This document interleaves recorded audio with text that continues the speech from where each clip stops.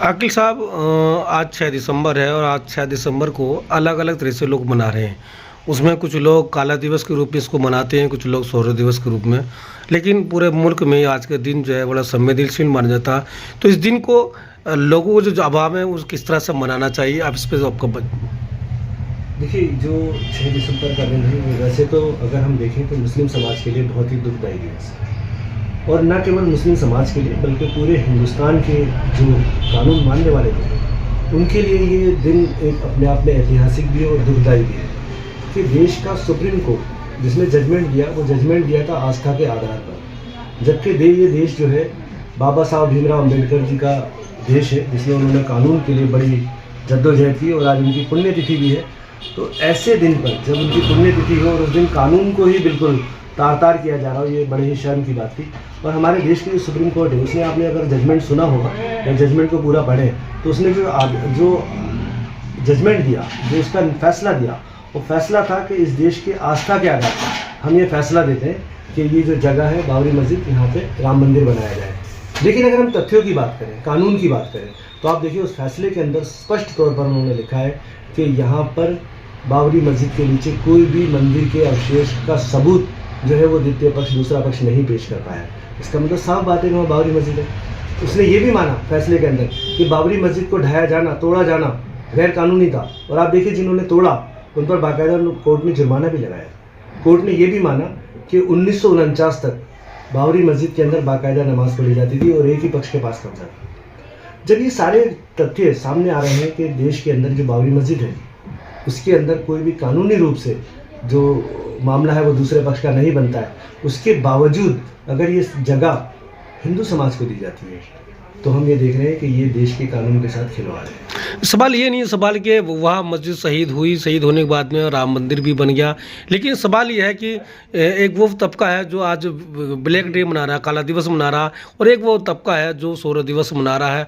और शौर्य दिवस उन राज्यों में ही बनाया जा रहा है जो सेकुलर धर्म की बात करते हैं और सेकुलरिज्म की बात करके सरकार में आते हैं, लेकिन वो आज के दिन मौन साबित हो जाते हैं। तो ऐसे में क्या वाकई शौर्य दिवस मनना चाहिए या काला दिवस? आप मेरी बात को पूरा अपने नहीं दिया, मैंने यही बताया कि अलग अलग विचार हो सकते हैं। जो ये लोग सोच रहे हैं कि हमने फतेह करी है और वो इसको शौर्य दिवस मना रहे हैं, तो उनकी फतेह ये फतेह नहीं है, उनकी जीत नहीं है। ये जीत किसी भी तरीके से उनकी जीत नहीं है। ये अगर ये जीत है, ये जीत नहीं है बल्कि ये सहयोग है मुस्लिम समाज की तरफ से, तो इसको सहयोग दिवस के रूप में मनाना चाहिए। मुस्लिम समाज ने इसमें अमन और शांति और देश के अंदर शांति बरकरार रखने के लिए हिंदू भाइयों की आस्थाओं को ध्यान में रखते हुए अपने आप को पीछे हटाया है। हमारे जहाँ कुछ और भाई से काला दिवस के रूप में मना रहे हैं तो मैं समझता हूँ उनके अपने जज्बात हैं, उन्हें पूरे समाज के साथ होना चाहिए। पूरे समाज ने सहयोग कराए तो उन्हें भी अपनी सहमति इनके साथ दे देनी चाहिए कि जब पूरा समाज इनको सहमति दे रहा है और सहयोग दे रहा है और अब उनकी आस्था को ध्यान में रखते हुए पीछे हटने को तैयार हो गया है, तो जो हमारे भाई काला दिवस मना रहे हैं तो उनको भी रुकना चाहिए।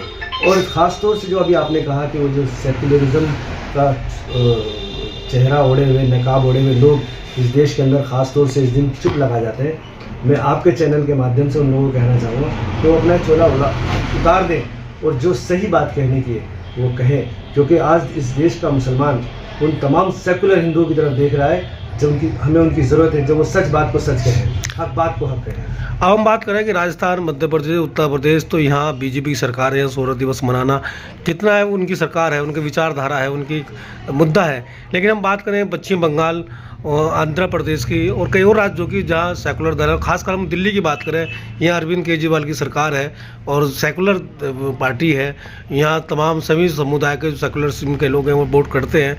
लेकिन आज के दिन वहाँ भी बड़े जोरों खरोश के साथ में बड़े शौर्य दिवस की रैली निकाली जा रही हैं। तो ऐसे में अरविंद केजरीवाल का या उनकी पार्टी की तरफ से बयान ना आना और उन कार्यक्रम की अनुमति दे देना कितना मुस्लिम समाज के लिए खतरनाक हो सकता है, समाज के लिए कितना खतरनाक हो सकता है?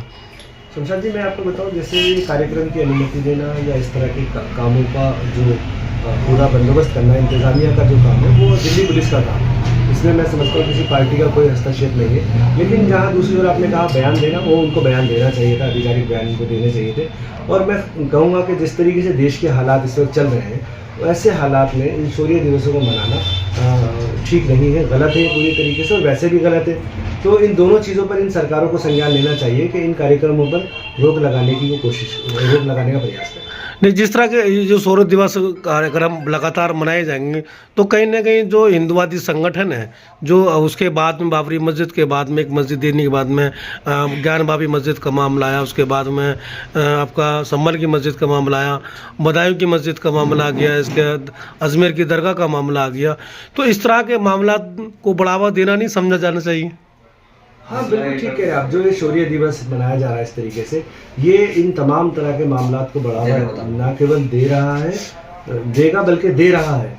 आप देखिए जैसे आपने अभी सारी चीज़ों की बात करी है कि ये मामले आ रहे हैं, तमाम लोग सर्वे कराने के एप्लीकेशंस डाल रहे हैं और दावे कर रहे हैं कि इन जगहों पर जो है वो मंदिर है।